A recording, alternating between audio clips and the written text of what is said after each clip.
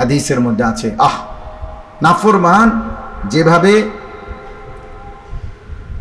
আটার কাইয়ের মধ্যে, দুইটা উদাহরণ দিছে নবীজি, আটার কাইয়ের মধ্যে একটা চুল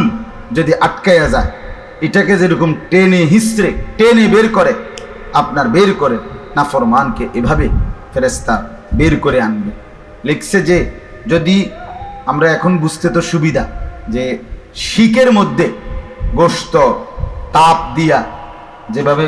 আপনার শিক কাবাব বা এগুলো বানায় না, এরকম শিক আংটা,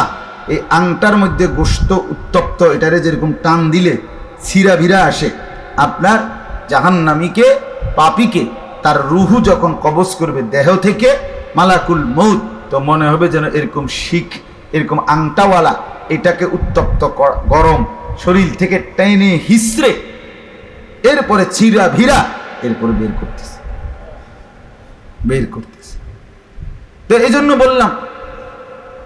মৃত্যুকে অপছন্দ করা কোনো সুযোগ নেই, বরং মুমিন মানেই হলো যে মৃত্যুকে গ্রহণ করার জন্য প্রস্তুত, যে মৃত্যুকে গ্রহণ করার জন্য প্রস্তুত, আর যে এই প্রস্তুত সে আমলের মাধ্যমে প্রস্তুত।